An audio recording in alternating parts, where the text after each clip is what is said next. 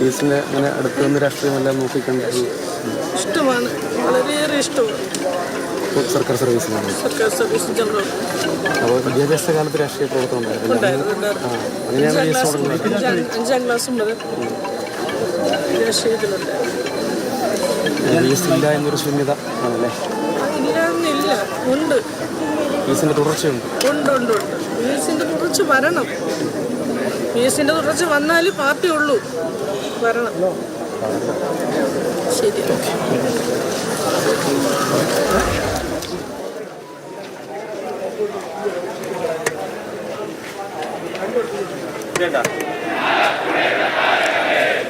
V എസിന് തുടർച്ചയുണ്ടാവണം. V S മരിച്ചിട്ടില്ല എന്നാണ് ഈ ജനക്കൂട്ടം പറയുന്നത്. ഇല്ല, നിങ്ങൾ മരിക്കുന്നില്ല, ജീവിക്കുന്നു ഞങ്ങളിലൂടെ എന്ന് ആർത്തലയ്ക്കുന്ന ജനസഞ്ചയത്തിന് നടുവിലൂടെയാണ് ഇന്ന് വി എസ് അച്യുതാനന്ദൻ ഇവിടെ നിന്ന് ആലപ്പുഴയിലേക്ക് പോവുക. ആലപ്പുഴയിലേക്ക് വി എസ്, ആലപ്പുഴയിലെ പുന്നപ്രയിലെ വീട്ടിലേക്ക് വി എസ് ഇവിടെ നിന്ന് പലവട്ടം ഒരുപാട് തവണ പോയ അതേ ദേശീയപാതയിലൂടെ വി എസ് അച്യുതാനന്ദനെയും വഹിച്ചുകൊണ്ടുള്ള വിലാപയാത്ര ഇന്ന് ആലപ്പുഴയിലെത്തും. അപ്പോൾ സ്മരണകൾ ഇരമ്പും എന്നുള്ള കാര്യത്തിൽ നമുക്ക് അത് നേരിട്ട് തന്നെ സാക്ഷ്യം വഹിക്കാൻ കഴിയുന്ന കാര്യമായിരിക്കും.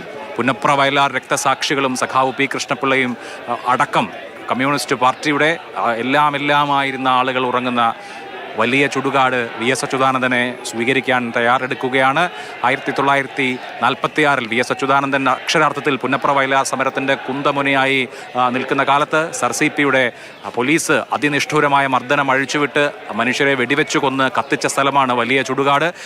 അന്ന് വി എസ് അച്യുതാനന്ദനെ തേടി പോലീസ് 4 പാടും പാഞ്ഞിരുന്നു. അവർക്ക് പൂഞ്ഞാറിൽ വെച്ചാണ് വി എസിനെ കിട്ടിയത്.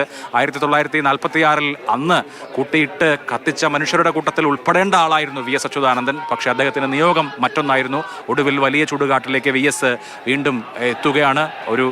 ഒരു നൂറ്റാണ്ടിൻ്റെ സമരവീര്യം ആവാഹിച്ചുകൊണ്ട് ഇപ്പോഴും വി എസിൻ്റെ വീട്ടിലേക്ക് ഒരുപാട് ആളുകൾ വരുന്നുണ്ട്.